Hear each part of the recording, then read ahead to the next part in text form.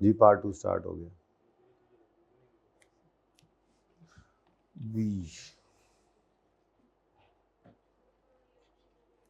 क्या ये ताड़े सोल्यूशन च हैगियां ने? एक मिनट रुको फिर, बल्कि जान दो फिर, होता काम में होते फिर। एंट्रीज ही जूम की हुई है ये वाली, ये असवर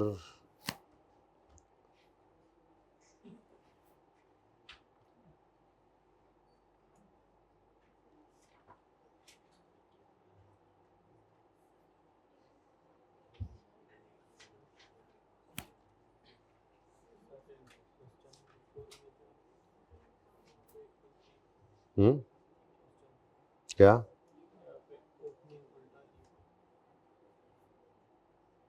एक मिनट, इस सवाल में कोई मसला है? अभी ये तो आगे चलते हैं ना, अभी तो आगे चलेंगे। थोड़ी सी ऊंची बोल, वो कह रहे। अच्छा जी, उसके बाद जनाब आपका थर्ड क्वेश्चन था। अच्छा, ये सेकंड कितने बच्चों ने किया था? हाथ खड़ा करें जरा। बहुत कम, बहुत कम। पर्चे में सवाल आ जाना इसमें। RI लिमिटेड, ये कितने बच्चों ने अटेम्प्ट किया? उससे भी कम। चले, कितना को मसाइल आए हैं इसमें? ये मैं नहीं डिस्कस कर रहा, फिर इसमें कोई मसला होना नहीं चाहिए, अगर होगा तो पूछ लीजिएगा। ठीक है, क्वेश्चन नंबर 4 पे आते हैं, जो रिसेंट सवाल है, जो सरप्राइज आया था, और अब जैसा आना है सरप्राइज मुझे लगता है। ठीक है, तो ये सरप्राइज को देख ले जरा, इस सवाल को जरा क्विकली डिस्कस कर ही लेते हैं, फिर रिवीजन स्टार्ट नहीं करते, फिर मंडे को ही करते हैं रिवीजन स्टार्ट। ठीक है, वैसे मैं तैयारी कर रहा है फ्रेश माइंड के साथ कि मैं आपको बताऊं, वैसे आपको थोड़ा सा शेयर करता हूं। चलो ये सवाल पहले कर लें, फिर शेयर करें। सवाल पढ़े। गुलशन एंटरप्राइजेज लिमिटेड, ये गुलशन उजड़ गया था बच्चों का इस टाइम पे, क्योंकि पता है ये आपको तो सामने वो नजर आ रहे हैं जो आपकी नई स्कीम, मतलब जब चेंज हुआ था, जब कैफ 8 से ये कैफ 3 हुआ था, तो ये तो आपके सामने मैं वो एनालिसिस खोलता हूँ, ये जो मैं आपके सामने एनालिसिस खोलता हूँ ना जी, इसके ऊपर, इससे पहले ये कैफ 3 नहीं होता था, मैं वो एनालिसिस आपके सामने खोलता ही नहीं हूँ, इसलिए क्योंकि उसमें कुछ सिलेबस चेंज थी, ग्रेड्स चेंज थी, तो वो बाद में बदल गया था। ठीक है, तो ये जो आपके सामने एनालिसिस होता है, वो तब कैफ 8 होता था, तब बड़ा हैवी। ये जो आपको जो इस मार्जिनल कॉस्टिंग के पुराने सवाल, या ये जो आपको स्टैंडर्ड कॉस्टिंग के पुराने सवाल मुश्किल लगते हैं, ये असल में 8वां पर्चा होता था, लेकिन आप अल्हम्दुलिल्लाह आपने वो भी कर लिया। तो ये जो, हाँ, ऑडिट के टाइम का था, वो ऑडिट के लेवल का था, मतलब एंड पे यही 2 पर्चे होते थे, ऑडिट और ये CMA, जो हैवी समझे जाते थे। अकाउंटिंग निस्बतन आसान लगती थी, R2 जो होती थी उस वक्त। तो खैर, अभी ये आपके सामने जो 1 2 3 4 5 6 और 7 अटैम्प्ट्स हैं, ये 7 अटैम्प्ट्स आपकी जब से कैफ 3 बना है तब से। अब तो ये अभी ग्रुप 2 में जा रहा है ना, लेकिन आपको ग्रुप 2 में वैसे ही पास हो, कुछ पास होकर निकल रहे हैं, कुछ R1 वाले बच्चे बैठे हैं इधर CMA की क्लास में, उनको पहले से ही पास हो गए इंशाल्लाह, मौजें लगने लगी हैं आपकी, वेव्स। तो अब ये जो आपको नजर आ रहा था 16, इससे पहले भी ये कुछ साल से ये नहीं आया हुआ था, मतलब आप देखें ना, ये जो आपके सामने सवाल है, ये इसी टॉपिक के ही तो हैं। तो ये सवाल मैंने 2018 का डाला है, ये सवाल मैंने 2014 का डाला है, कुछ और सवाल भी अगर ढूंढने से देखेंगे तो ये 2020 से पीछे पीछे ही थे।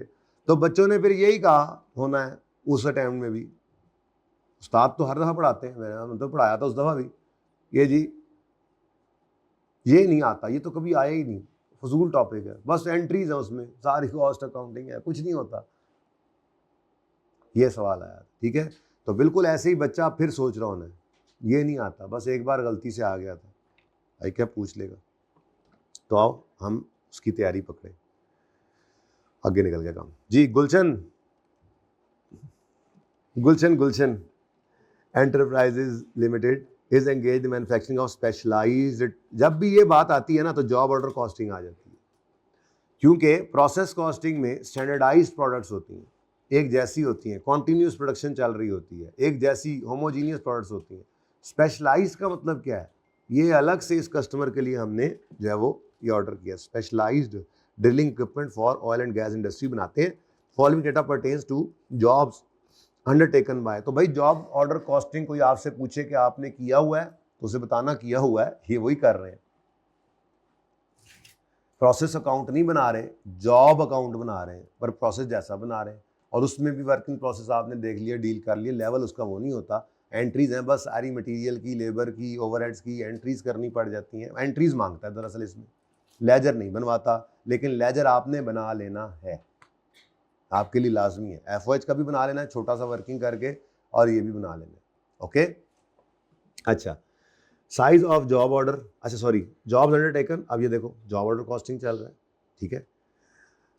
Bye GEL during the month of August, sale size of job order 20 units, 40 units, 30 units. अजीबोगरीब नाम ऊपर है। असल में ना जब भी कोई जॉब, जैसे पहला इन्होंने ऑर्डर किया होगा तो उन्होंने जॉब 1 लिखा होगा, फिर जॉब 2 लिखा होगा, आगे चल के कोई जॉब 1 जैसी आगे होगी तो उन्होंने कहा होगा जॉब, इसकी इस टाइप की जॉब्स को A कैटेगरी दे देते हैं, यूं कह दिया होगा ना, इस तरह की मशीनें A1, ठीक है, फिर A2 आ गया। ऐसे ही चलते चलते आज यहाँ तक बात पहुँच गई है कि ये A टाइप की कोई शायद 227वीं मशीन बना रहे हैं। पता नहीं क्या होगा इनका लॉजिक इसके पीछे। मैंने तो वैसे बताया जॉब नंबर इस तरह से होते हैं, हर अगली जॉब पे उसका स्पेसिफिक नंबर अलॉट होता है। जबकि प्रोसेस कॉस्टिंग में एक जैसे यूनिट्स बन रहे हैं तो हम ये नहीं कहते ये फलां नंबर यूनिट है, ये फलां नंबर यूनिट है, बस वो सारे ही यूनिट्स हैं।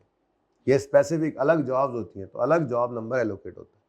ऐसे ही जॉब बी चलते चलते B1 पहली बनाई होगी जी, इस तरह की मशीनें, मशीन बी है, इसको हमने मशीन बी का नाम दिया हुआ है, तो पहली जॉब मशीन बी की होगी। चलते चलते आज यहाँ तक बात पहुँच गई। ऐसी सी टाइप मशीन आज यहाँ तक बात पहुँची हुई। तो ये इस तरह से जॉब नंबर बनते होंगे, इनसे परेशान ना हुआ करो। वैसे होते थे परेशान, अहमद तुम कभी हुए परेशान इस बात से? अच्छा नहीं, अहमद मैसेज मसरूफ है, उसने कहा नहीं नहीं, मैंने कहा मैसेज देख रहा था, देखा मैं तो हुए परेशान। मैं जरा काम कर रहा है, मैंने होते करने दे पहले। सुना नहीं उसने कि क्या कहा है मैंने, है ना? सुना है आपने मैंने क्या कहा? सही से बताओ। नहीं, किस बात से? अच्छा, कान इधर ही थे। Selling price per unit given है, माशाल्लाह। कॉस्ट गिवन है ओपनिंग बैलेंस की, cost incurred during the month है, और material issued, labour incurred, factory overhead, सब कुछ रुपीस के अंदर गिवन है। ये सीधा है, बहुत सीधा है। Factory overheads are allocated to jobs on the basis of labour cost. अच्छा, यहाँ पे कुछ नहीं था, मैं इधर देखा ही नहीं, मैं इधर देख के चला गया, मैंने कहा ये भी गिवन है। उसने आगे गिवन किया सी नोट 1। अच्छा sorry. During the month factory overheads amounted to 245। ये एक्चुअल है, ये एक्चुअल एफओएच। ओके, अब ऑन यकम August 23 a special machine was hired on rent. चलो जी, उन्होंने क्या थोड़ी जी अकाउंटिंग कराई है for 3 months exclusively for use on. भाई अब रेलेवेंट कॉस्टिंग थोड़ी बहुत तो यहाँ पर अप्लाई कर ही लोगे आप।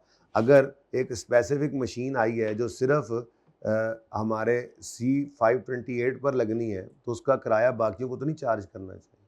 फिर अगली बात, ये डायरेक्ट मटेरियल नहीं है, डायरेक्ट लेबर नहीं है, इसको डायरेक्ट एक्सपेंस कह दें तब भी ठीक है, एफओएच भी कह दें तब भी ठीक है, कोई फ़र्क नहीं पड़ता। पर इसका किराया आना है जॉब 528 में, जो इधर नहीं गिवन, यहाँ से निकलना है। ठीक है, सही है। अगली बात, 3 महीने का किराया है और रेंट 4.8 मिलियन का एडवांस में दिया है। ठीक है, 3 महीनों का पता नहीं दिया होगा। वाइल रिमेनिंग अमाउंट ऑफ, अच्छा अभी कुछ और रहती भी है, will be paid at the end of 3 month. अच्छा, यानी कि टोटल कितना है? 4.8 प्लस 2.4 कितना बनता है जी? 7, टोटल किराया है 7.2 मिलियन, जिसमें से हमने कुछ पे कर दिया है। ये 3 महीने का है, ये कितने महीने का है? For 3 months. ठीक है, अब 3 महीनों का किराया है, लेकिन हमने 3 महीने महीना महीना करके नहीं दिए, ना सारा इकट्ठा दिया ना सारा बाद में, बल्कि हमने कुछ ज़रा ज़्यादा एडवांस दे दिए आज, और फिर तीसरे महीने के एंड पे जाके ये बाकी दे देंगे। ठीक है, जब मशीन वापस करेंगे ये बाकी किराया भी दे आएंगे। अब 4.8 या 2.4 ये दोनों ही 3 महीने के नहीं है, टोटल करें 7.2 तो ये 3 महीनों का है। ठीक है, अब एक बात ज़हन में रखना, ये जो है सारा डेटा ये ड्यूरिंग द मंथ ऑफ अगस्त है, ये 1 महीने का है। तो 7.2 सारा का सारा किराया जॉब 528 पे नहीं चढ़ जाना, ठीक है। हाँ, ये अगर कंप्लीट ना हुई तो अच्छी बात है, हो गई कंप्लीट। वैसे जॉब 227 सिर्फ कंप्लीट हुई है और जॉब बी 300 और unused material costing upon completion unuse material costing 5 million व ट्रांसफर टू जॉब। अच्छा चलो ये देखते हैं। ऑल 20 यहाँ पे वो अच्छा ये भी आ रहा है कि यूनिट्स कुछ इधर से भी ट्रांसफर हुए हैं, जो मटेरियल के यूनिट्स है ना यहाँ से निकल कर कहीं आगे चले गए दूसरी प्रोडक्ट में। 8 और 2 to 7 हो गई, जो काम वैसे ही चल रहा होगा ना, मटेरियल निकाल कर उन्होंने साथ वाले के पास रख दिया होगा, यार तू इस मशीन में लगा ले, ठीक है। All 20 units were transfer to finish good store from which 14 were transported to, किसके थे भाई 20, इसी के ही तो थे। कहता है सारे के सारे फिनिश गुड स्टोर में ट्रांसफ़र हो गए। इससे आगे की बात प्रोसेस मतलब फैक्ट्री से निकल जाती है, उसमें से 14 आपने आगे भेज दिए, 6 आपने नहीं भेजे, इसका कोई ताल्लुक नहीं है हमारे वर्क इन प्रोसेस को क्रेडिट होने से। वर्क इन प्रोसेस क्रेडिट होकर फिनिश गुड इन्वेंट्री डेबिट हो चुका है। अब आगे निकला या नहीं निकला हमारी बला से, जाए बाढ़ में। हम फैक्ट्री में बैठे इसलिए हमने कहा जाए बाढ़ में, जाना नहीं चाहिए वरना फैक्ट्री बंद हो जाएगी। चलो खैर, अच्छा अब मामला ये है कि सिर्फ A2 to 7 कंप्लीट हुआ है, जबकि नज़र आ रहा है अभी तक तो इस पॉइंट तक तो हाँ 31 अगस्त पे 16 यूनिट्स इस जॉब के भी कंप्लीट हो गए हैं और फिनिश गुड्स में ट्रांसफ़र हो गए। एस्टीमेट हो रहा है कि फर्दर कॉस्ट जो इसको रिक्वायर है कंप्लीट करने के लिए वो 95 मिलियन है। In a fire on 10 August some material of material आग लग गई, ठीक है जी। 80% जो है वो इंश्योर्ड था और बाकी का क्लेम मिल जाएगा रिमेनिंग मटेरियल। लेकिन इसमें ये नज़र आ रहा है कि 527 तो बिल्कुल भी कंप्लीट नहीं हुई। अब इस महीने के अंदर इसके ऊपर कुछ खर्चा हुआ है, वो रेंट वाले को लेके चला था मैं, चलते चलते कहाँ पहुँच गई। इस महीने के अंदर जो उसके खर्चा हुआ है वो खर्चा हमारा 7.2 का कुछ हिस्सा होना चाहिए। लेकिन मुसीबत ये है, उसने कहा है जर्नल एंट्रीज करो to record transaction in the month of for the month of August. तो अगस्त में कैश क्रेडिट हो चुका है 4 पॉइंट कितना था।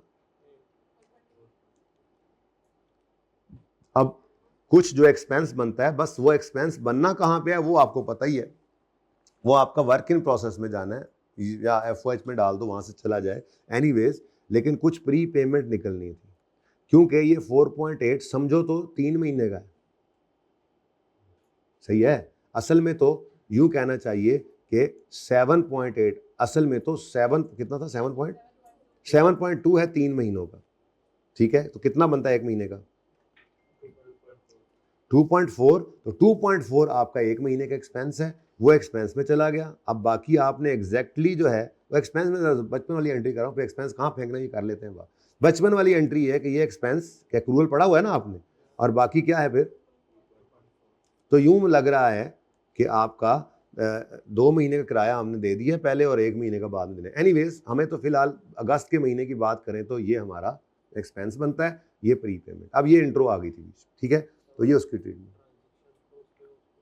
कौन सी, देखो मुझे नहीं, हाँ sorry transportation cost incurred in bringing the machine to site amounted to, इसको भी मेरे हिसाब से तो मशीन की 7.2 में ही ऐड करना चाहिए और ये 7.5 बना ले। मैंने अगला पढ़ा नहीं था। हमें तो मशीन कितने में पड़ी है 3 महीने के लिए, 7.5 मिलियन में, डिवाइड बाय 3 करो, आंसर क्या आता है 2 पॉइंट। अब 2.5 आ गया, तो ये देखो ये 2.5, हमने तो 4.8 ही पे किया है ना। बोलो बाकी क्या कर दो, प्री पेमेंट अलग भी कर सकते हो, इकट्ठा भी कर सकते हो, एंट्रीज कर लेते हैं 1 बाय 1, ठीक है। बल्कि लिखा रहा यार, ये भी कहाँ तक था, ये ऐसे भी हो सकता है, ठीक है। चलो ये बैलेंसिंग मैंने प्री पेमेंट आ, इसको एक्सपेंस नहीं बना सकता था, अलग भी एंट्री कर सकते हो, 4.8 की अलग कर लो और उस 0.3 की अलग कर लो, ठीक है। लेकिन फिर ये देख लो transportation cost incurred in bringing the machine to site, ये भी पे किया है। ये ऊपर रेंट जो है ये अलग से रेंट उसको पे किया होता है। तो अगर ये आपने इधर ऐड किया है तो यहाँ पर आपको इसमें 0.3 ये वाला कैश भी ऐड करना पड़ेगा। फिर ये ध्यान में रखो, ये कितना बन जाएगा 5.1। अब ये इस तरह से बैलेंस देख लेगा, बात समझ आई। तोड़ के करता हूँ एंट्री, पहले फिर जोड़ता हूँ पहले 4.8 दो किसको, मशीन वाले को, तो प्रीपेड, एक्सपेंस और कैश दिया आपने कितना 4.8। आपने कहा जी एक्सपेंस तो बनता है इसका 7.4 डिवाइड बाय 3 2 पॉइंट, तो 7.2 है। अच्छा जितना था बेटा टोटल, कितना था टोटल, नहीं, ये तो बेटा मैंने गलत वाला लिखा है ना, ये बाद में लिखा था ना, आप तोड़ के एंट्री कर रहे हैं ना। मुझे बताओ किराया कितना है, मैं खुद देख आता हूँ, मुझे लब नहीं रहा। ये टोटल किराया कितना है जी, 7.2। तो ये 7.2 डिवाइड बाय 3 करो, ये जनाब हमारा, अब तोड़ के एंट्री कर दो, कोई मसला नहीं, एक्सपेंस था, ठीक है। और हमने पे इसको कर दिया भाई को 4.8, तो बाकी प्री पेमेंट है। ये एक एंट्री हो गई, और दूसरी एंट्री अलग करो, 0.3 मिलियन का खर्चा आपने किया है। ये मैं वो कहने लगा था कि अगर इकट्ठी करनी है तो फिर इस 4.8 में कैश भी ऐड करो ना। ये तो आपने ट्रक वाले को दिया होना है, मशीन वाले को 4.8 दिया, ट्रक वाले को 0.3 दिया। मशीन वाले को 48 लाख भेजा, ट्रक वाले को 3 लाख किराया दिया मशीन लाने का, तो ये अलग था। वो कट्टी एंट्री कर रहा था ना, तो फिर बच्चे ऐसे हो रहे थे, तो मैंने कहा चलो अलग कर देता हूँ, ठीक है। तो ये अलग एंट्री करो। अब ये एक्सपेंस हमारा चूंकि एक जॉब पे लग रहा है तो वहीं पर ही चार्ज कर देंगे, इसको डायरेक्ट एक्सपेंस कह लें, आपकी मर्जी है। आप इसको FOH में डाल देंगे तब भी काम चल जाएगा, यानी वर्क इन प्रोसेस में इस खर्चे ने आ जाना है। बट आई वुड सजेस्ट कि इस एक्सपेंस को आप वर्क इन प्रोसेस में डेबिट करेंगे, बेहतर। देख लेते हैं, आ जाओ 1 बाय 1 एंट्रीज करते हैं। सबसे पहली एंट्री क्या है, अब मटेरियल कहीं से खरीदने की बात हो रही है, कहीं पे मटेरियल खरीदा हो, बोलो। कहीं पे नहीं खरीदने की एंट्री नहीं आ रही, सिर्फ इशू करने की एंट्री आ रही, तो इशू कर दो, इशू की एंट्री बोलो। मजा ये है कि जो एंट्री बोलते हैं वही एंट्री होती है। पहले सवाल में क्या मुसीबत थी, एंट्री भी सोचो फिर उसके बाद उसको तोड़ के कर। लेकिन उसका हल हमने आसान ये ले लिया था कि हमारे जहन में बस ये होता था दोनों कॉलम्स बना के कि इधर ये अकाउंट बने, इधर ये, तो उस हिसाब से आधी एंट्री करते थे और बैलेंसिंग FLGL, वो भी आसान हो गया था काम। एनीवेज, अब जरा मैं सफाई कर दूं, ये साइड वाला नहीं साफ करूंगा, ये तो बड़े काम की चीज लिख दी थी मैंने, तो दोबारा ना लिखनी पड़े, ठीक है। चलो जी 1 बाय 1 जल्दी, ये सवाल इंपॉर्टेंट है इसलिए डिस्कस कर रहा हूं, प्लीज। जी बेटा, जी उसको भी 3 से कर लेना चाहिए, लेकिन देख लेते हैं, ये काबिल बहस बात है, फिलहाल इसको छोड़ दें, ठीक है। फिलहाल इस पे पहुंच जाता हूँ। ये भी बिल्कुल सही कह रहे हैं, जब 3 महीने के लिए मशीन मंगवाई है तो ये किराया भी 3 महीने में बांट लेना चाहिए। पर मुझे अब उस एडजस्टमेंट पे आने दो, मैं जरा एंट्रीज फटाफट तरतीब से कर लूँ, ठीक है। मतलब इसको भी बिल्कुल ऐसे ही कर सकते हैं आप। भाई क्वेश्चनेबल बात है ना भाई, बात ये है कि जी मामला ये है कि जी वो मशीन जो आई है उसका किराया तो आपने 3 महीने पे बांट दिया है, उस मशीन को हम तक लाने का किराया हमारा दिल कर रहा है कि उसको भी हम क्या करें, तो आप कर सकते हैं, ये बिल्कुल आर्ग्यूएबल बात है, कोई मसला नहीं है। 0.3 को डिवाइड कर दो 3 से, 0.1 ले लो और यहां से भी क्या कर लो, एक प्री पेमेंट टाइप एसेट बना लो। यही तो इकट्ठी एंट्री में कमाल होना था कि इकट्ठा ही हो जाना था उसमें। एनीवेज, ये कितना आ गया 0.2।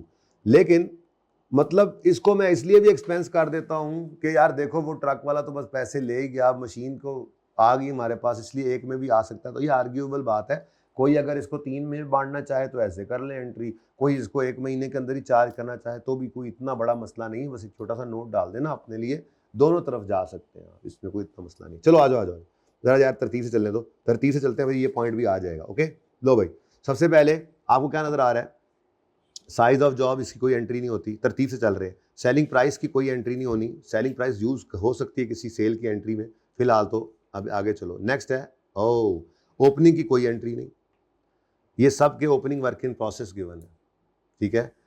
क्योंकि जॉब है ना, जॉब, इसका ओपनिंग क्या होगा, जॉब का ओपनिंग फिनिश गुड्स तो नहीं हो सकता, फिनिश गुड्स अलग से बताया अगर ओपनिंग पड़ा हुआ है तो नहीं, ये स्पेशल जॉब होती है, इसका नॉर्मली ओपनिंग हमारे पास होता ही नहीं है। ये कॉन्ट्रैक्ट हमें रिसीव हुआ है, हाँ अगर ये अगले महीने में होगा तो कंप्लीट हो गई है, भेजी नहीं है तो फिनिश गुड्स का स्टॉक पड़ा हो सकता है।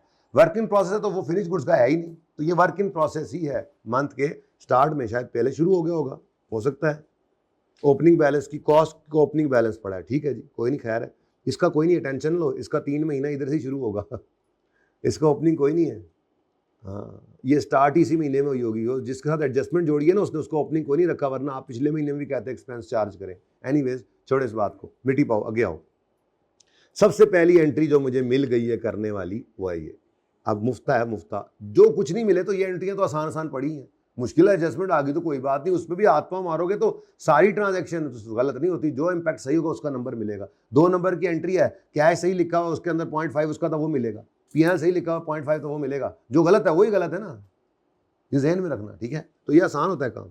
अच्छा जी, अब इसकी एंट्री होगी work in process debit debit debit और रॉ मटेरियल इन्वेंट्री क्रेडिट, कितने से जी 280, 1760 और 1600 से डेबिट करके और रॉ मटेरियल इन्वेंट्री कर दो क्रेडिट। ओके चल। अच्छा, ये अब अगस्त की सारी एंट्री हैं, इसमें कोई डेट उसने स्पेसिफिक मेंशन नहीं की, बस अगस्त की ही एंट्रीज है, मैं कोई डेट क्या लिखूँ, अब अगस्त ही चलेगी। आगे लेबर कंज्यूम हुई है, सुभान अल्लाह, मुफ्ता लगा लो एक और, ये भी लगे हाथों लगा ही लो। Work in process A B C, मैं बोलता हूँ आगे क्या, A B C credit debit और पेरोल अकाउंट क्रेडिट, ठीक हो गया, ये भी मुफ्त हो गया। अब तीसरी एंट्री आती है जी आपकी हो एफओएच की। अब एफओएच के बारे में कह रहा है कि FOH are allocated to jobs on the basis of, अब एफओएच हैं कितने वो पकड़ लो कहीं से। वो कहता है यानी अंडर ओवर का चक्कर नहीं होना, क्योंकि उसने हमें रेट क्या, उसने हमें ये नहीं कहा कि इस बेस पे अब्जॉर्ब करो, बल्कि उसने कहा फरवरी के ओवरहेड्स जो हैं वो इतने हैं, फैक्ट्री के, sorry February during the month factory के ओवरहेड्स कितने हैं 245 मिलियन, और इसको क्या कह रहा है, एलोकेट कर दो लेबर कॉस्ट की बेस पर, तो अंडर ओवरऑल चक्कर ही मुक जाना है। हमने इस 245 को पकड़ लेना है और हम उसको कहना है 245 जरा इधर आओ तुम्हारे जिन निकालें, सी नोट 1 नहीं, हम नोट 1 को यहाँ पर अप्लाई कर देते हैं, ठीक है, नोट 1 इधर आ गया, ठीक है। लो जी, तो आप 245 इंटू, अब ये लेबर कॉस्ट टोटल, ये 10 जमा 40 जमा 20 बराबर है 70, बस ये बेस है आप। तो 245 इंटू 10/70 30, आगे बढ़ो, आगे 245 इंटू 40/70, फिर 245 बैलेंसिंग निकाल लो, या फिर 20/70 लिख लो, 70। अब ये भी एंट्री मिल गई आपको, ये वर्क इन प्रोसेस, तीनों के अलग अलग जॉब्स डेबिट, और एफओएच का अकाउंट तो एक ही बनता है, एफओएच क्रेडिट। अब ये 3 एंट्रीज जरा सोल्यूशन में देखें, टिक कर लें, उसके बाद फिर आगे चलते हैं। सोल्यूशन कितने भी और क्या करें तुम बता दो, बजटेड अज्यूम कर लो, ये एब्जॉर्ब्ड है, फिर एक्चुअल भी यही है, तो फिर अंडर ओवर नहीं निकलेगा, नहीं कि आप लेजर बना भी लो अंडर ओवर नहीं निकलेगा, ठीक है, तो एक्चुअली अज्यूम कर लो, बजट अज्यूम करना है तब भी कर लो, मतलब सीधा ही वर्किंग प्रोसेस में दूसरी कॉस्ट में डालेंगे, ज़िंदगी सुकून में लाएंगे यार, ठीक है, यही बजटेड है, यही एक्चुअल है, ठीक है। अच्छा, कौन सवाल है ये, तीसरा तीसरा डिस्कस ही नहीं करना पड़ा, 280 1760 ये सेम आ गया, ये वर्किंग प्रोसेस डेबिट, और फिर लेबर आ गई 10 40 20 10 40 20, फिर हमने निकाला 35 100, हाँ ये 35 140 और 70, ये डन हो गया। चलो अब उसके बाद चलते हैं आगे, ये तो सारी कहानी हो गई पूरी, ये नंबर तुम्हें मिल गए, अब 16 में से कोई अच्छे खासे नंबर आ भी गए हैं भाई, कि तानू वही मुसीबत ही पैनी है बस। अच्छा, अब ये पॉइंट भी हो गया, अब वही आपका फेवरेट पॉइंट आ गया, पूरा पढ़ ही ले यार, देखो जैसे मैंने ये छोड़ दिया था पहले और एंट्री करा गया था, अगर सिर्फ एडवांस वही होता ना रेंट, तो वो एंट्री भी हो गई थी, बाद में भाई ने कहा अगला पढ़े ही नहीं, तुम सारे ही पढ़ लो, ऊपर वाला तो पढ़ आए हैं कि रेंट 4.8 मिलियन का हमने एडवांस में दिया है, रिमेनिंग 2.4 मिलियन का हम एंड पर देंगे 3 महीने के, तो टोटल फिर 3 महीने में इन्होंने 7.2 देना है 3 महीनों का किराया, लेकिन transportation cost is incurred in bringing the machine to site amounting to 0.3, इसको इधर लाने के लिए हमें 0.3 का खर्चा भी हुआ है। अब ये खर्चा आर्ग्यूएबल बात है, सारा इस महीने में डाल दो, नहीं पसंद तो 3 महीने पे इसको भी बांट दो, ठीक है। अगली बात, the cost incurred in respect of this machine have not been included in factory overheads amount, ये मेहरबानी इसकी, यानी कि जो आपने 70 का यहाँ एलोकेट किया है ना, ये अलग जाना है, वर्क जॉब सी में ये अलग जाएगा, ठीक है। अब इसकी एंट्री मैंने आपको अलग वाली करा दी है, यहाँ पे इकट्ठी वाली कर देते हैं, ठीक है, यहाँ पर क्या कर लें, इकट्ठी एंट्री, अलग वाली उधर पड़ी है, ठीक है।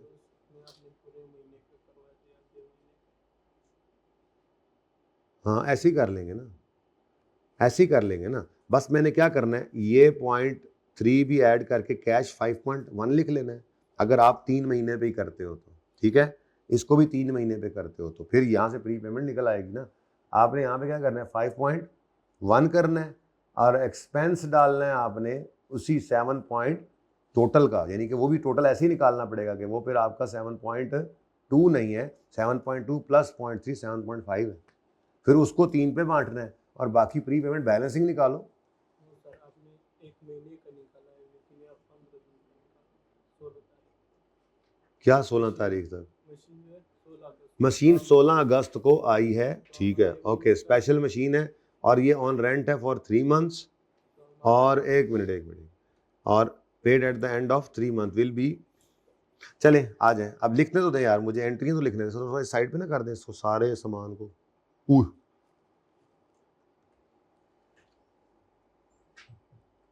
सवालों की जगह ही नहीं छोड़ी थी आपने। चल नहीं, मान गया। चलो जी पहले पर मंथ निकाल लें। अच्छा जी अब जो देखें जी मेरी बात सुने।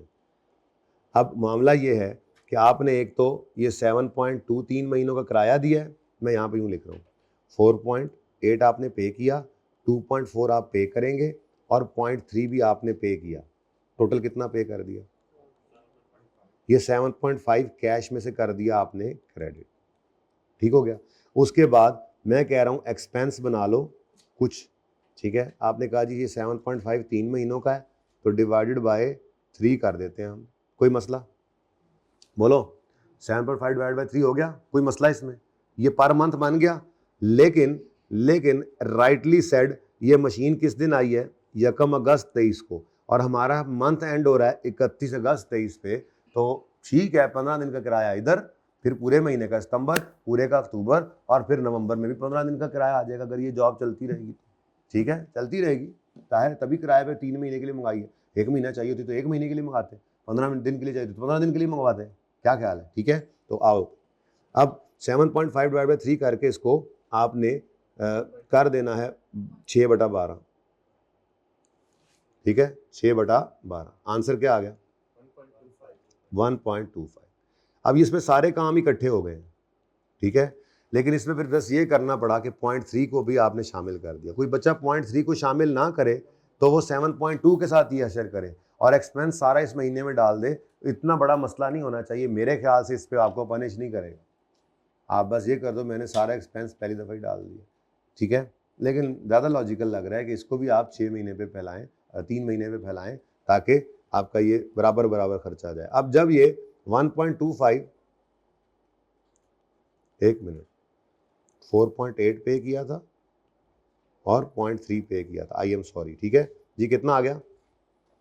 5.1। अब 5.1 आपने पे किया था, कुछ आपका एक्सपेंस है, इस एक्सपेंस का क्या करना है ये डिसाइड कर लेते हैं। ये एफ मैं इसको डायरेक्ट एक्सपेंस कहता होता हूँ। वैसे बचपन में आपको एक बात कही थी कि डायरेक्ट एक्सपेंस होता कोई नहीं है, बहुत कम है, बड़ा मुश्किल है कि वो आए, लेकिन फिर आपको एक मिसाल दी थी मैंने बेसिक्स पढ़ाते हुए, मुझे याद है। मैंने कहा था आप संडे वाले दिन सुबह सवेरे उठे, किस आवाज़ पर गिड़ गिड़ गिड़ गिड़ गिड़ नमाज पढ़ के आप सो गए थे, आपने कहा था क्लास में तो आज जाना नहीं है, FR1 की है, गिड़ गिड़ गिड़ गिड़ पीटर इंजन चल रहा है, आपने खिड़की से देखा बाहर तो साथ वालों की छत डल रही थी, लंटर डल रहा था। अब वो जो कॉन्ट्रैक्टर था वो सारा सामान आज ही लाया था, उससे पहले तो वो नज़र नहीं आता था। तो अब वो ना डायरेक्ट मटीरियल है ना डायरेक्ट लेबर है और एफओएच भी नहीं है, क्योंकि आप बड़े क्लियरली बता सकते हो एक दिन का किराया सारे सामान का 50,000 उसको पड़ गया, तो उसको मैंने कहा था डायरेक्ट एक्सपेंस होता है। ये बिल्कुल ऐसा ही है, एक मशीन लेकर आए जो ना मटीरियल ना लेबर है, ओवरहेड भी कह सकते हो, लेकिन ओवरहेड भी तो हम डायरेक्ट ही चार्ज कर रहे हैं, work in process debit FOH credit जैसे अभी हमने किया है, उसी को एक्चुअली अज्यूम कर लेंगे फिर बाद में, ठीक है। तो इसको आप एब्जॉर्ब करवा दें वर्किंग प्रोसेस में। बहरहाल 1.25 एक्सपेंस में चला गया और बाकी फिर क्या है 6/12 इसलिए किया बेटा क्योंकि हमने 16 अगस्त को मशीन ली है ना, भाई ने ये कहा है ना इस अगस्त के महीने में पूरा महीना है ही नहीं, 3 महीने के लिए एक स्पेशल मशीन 3 महीने के लिए किराए पे ली है। वो 3 महीने शुरू हुए हैं 16 अगस्त से और वो 3 महीने जाकर खत्म होंगे 16 सितंबर 16 अक्टूबर 16 नवंबर 15 नवंबर कर दो, चलो एक दिन पीछे ले आओ। अब जी 15 दिन इधर, 1 महीना पूरा सितंबर, 1 महीना पूरा अक्टूबर और 15 दिन नवंबर में, तो 15 दिन 30 में से 15 दिन कितने बनते हैं? अच्छा 6/12 मैंने कर दिया, वो एक ही बात है यार, एक ही बात, ठहरो 15/30, सॉरी ये लो, एक समझ तो जाओ, हाफ ही कर दिया था ना, माफी भी दे दिया करो, कोई हाफ करना था, हाफ करना था 15/30, मतलब वो मैं साल के हिसाब से कर गया, 0.5 कर दें, 15/30 कर दें, हाफ कर दें, 1/2 कर दें, कुछ भी कर दें, आधा किराया लेना है बस, ठीक है ना। हाँ जी, बाकी क्या है, प्री पेमेंट बोलो। हाँ 5.1 है। नहीं, ये तो मैंने टोटल क्या निकाला था, खर्चा है कितना। हाँ 1.25 नहीं आ रहा, अच्छा अच्छा जी, बोलो बोलो बोलो। बैलेंसिंग 3.85, इसको इकट्ठा कर दे तो ऐसे करना है, तोड़ के करें तो ऐसे करना है, ठीक है। तोड़ के करें तो ये 4.8 इसका अलग आ गया, ये 2.4 इसका और वो 2.4 प्लस 0.2 ऊपर निकल जाता है, लेकिन कैश फिर अलग भी लेना पड़ेगा। तो अलग एंट्री करें, आपकी मर्जी है, इकट्ठी करें, आपकी मर्जी है। लेकिन हाँ सॉरी, यहाँ पर वो कर लें बस, ताकि एंट्री सेम, मैं दोनों को वहीं ले जाता हूँ, मैं दोनों को, ये उस वक्त जब मैं समझा रहा था उस वक्त मैं 16 अगस्त नहीं ना देखा था। एक मिनट, इसको कर दें जी इंटू हाफ, इंटू 15/30, इंटू 0.5, जो भी कर लें, 15/30, ठीक है। तो ये आंसर चेंज होंगे। बोलो जी, आप ये कर लो, मैं ज़रा ये लिख दूँ, जल्दी बोलो, 15/30 करो, बोलो जी। 4.8 तो आपका टोटल जो आपने पे किया था, लेकिन आपका टोटल खर्चा बनता था 7.2, असल में तो यही बनता था ना जी, ठीक है। नहीं क्या समझ नहीं आ रही, यहाँ पे 5.1 लिया हमने, वो 5 हाँ हाँ, तो ये चेंज किसी ने करवाया था मुझे। अच्छा अब ये देखो भाई, 7.2 डिवाइड बाय 3 किया, किसी ने करवाया होगा, छोड़े उसको, मैं कुछ और सोच रहा था। बोले एक्सपेंस 1.25, ये इसका अलग एंट्री का बैलेंसिंग,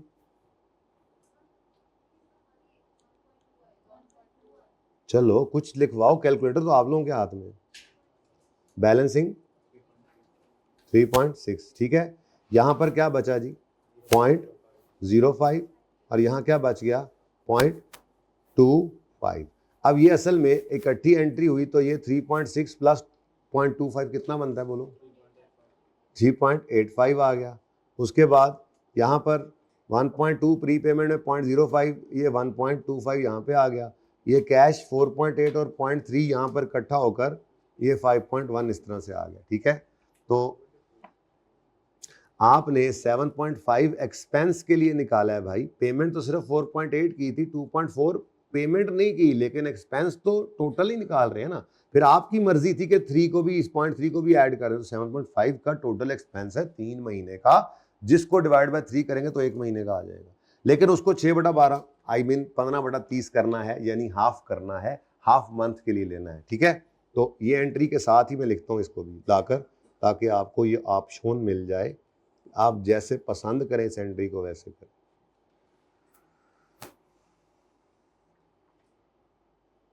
जहां आ जाएगी, आ तो रही है आमने सामने, ठीक है जी। तो ये एंट्री है, नहीं करना चाहें तो इसको तोड़कर ऐसे भी कर सकते हैं। ये आपके क्वेश्चन नंबर कौन सा, 4 है, एडजस्टमेंट नंबर कौन सी है, कोई नहीं एडजस्टमेंट नंबर ही कोई नहीं एडजस्टमेंट, ले ये वैसे ज़्यादा आसान है, 7.2 नज़र आता है क्या जी, 4.8 प्लस 2.4, ये हमारा जी टोटल है 7.4 का खर्चा जो होना है उसको डिवाइड बाय 3 करेंगे तो 1 महीने का बनेगा, 15/30 कर दें, बाकी प्री पेमेंट। फिर आपकी फरमाइश के मुताबिक जो 0.3 पे किया है किराए का, उसको भी 3 साल पे बांट दिया मैंने, बाकी उसमें से भी फिर प्री पेमेंट है।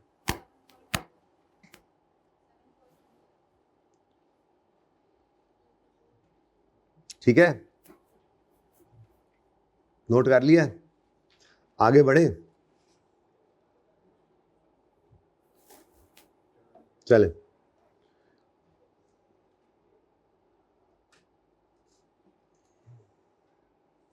अभी तुम्हारी तस्वीर नहीं हुई यार, ले नेक्स्ट। अब आगे शुरू होता है काम कि जी जॉब 227 तो कंप्लीट हो गई, हमने कहा यार अगर कंप्लीट हो गई है तो इसकी एंट्री तो होनी चाहिए फिनिश गुड्स डेबिट और work in process a credit. तो 25 अगस्त को कंप्लीट हो गई है अब इसका एक प्रोसेस अकाउंट बना लेते हैं, होना चाहिए, खुद ही मैं बना देता हूँ यहाँ पे करके यार, इसको अगर थोड़ा सा आप उत्ते कर दो ना तो मैं तो इत्थे ही बना दूंगा। ले जी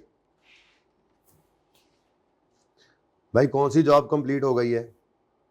कौन सी जॉब कंप्लीट हो गई है? कौन सी जॉब कंप्लीट हो गई है? ए भाई, ए लिख रहा हूं मैं, ठीक है। अब इस ए की बात करो तो इसमें ओपनिंग कितना पड़ा था वर्क इन प्रोसेस? अब ये बताते जाओ मुझे प्लीज, यहां से देखो ना, ये ओपनिंग कितना पड़ा है? 400। जॉब कौन सी कंप्लीट हुई है? ए 227 है ना, बोलो। हाँ 400, ठीक है, ले आओ 400। क्या हुआ? सोल्यूशन में गलती है। सोल्यूशन में क्या हुआ है यार?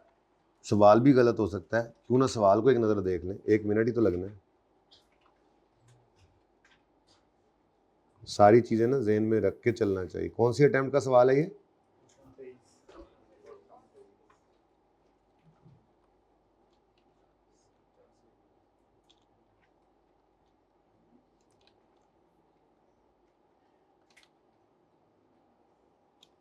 सवाल नंबर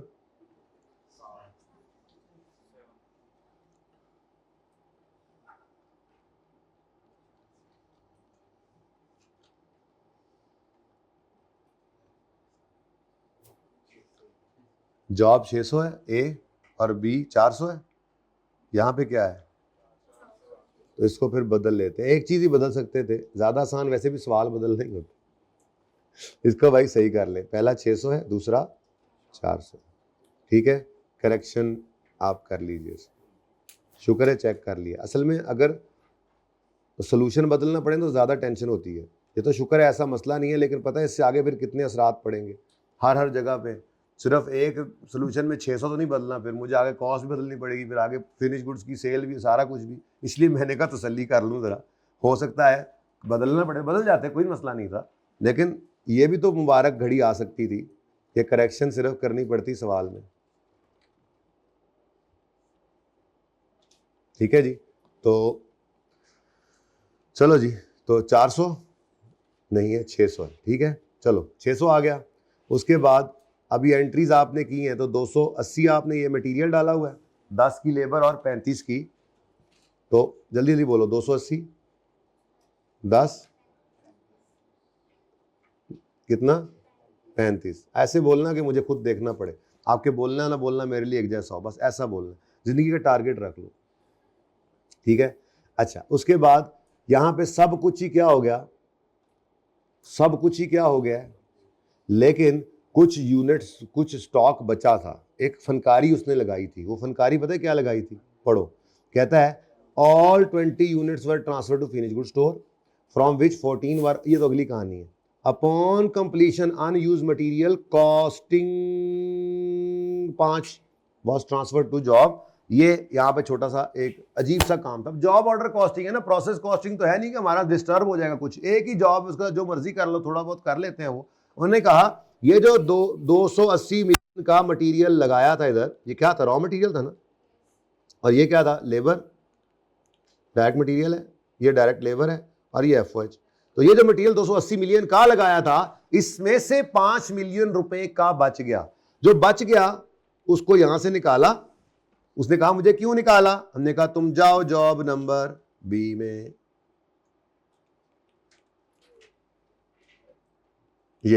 ये कहां से आया? जॉब ए से। ये कहां गया? जॉब बी में। लो जी, कहानी खत्म। ये एंट्री भी वैसे साथ ही कर लेना, ये एंट्री भी बनती है, ये भी एंट्री के जरिए ही गया है।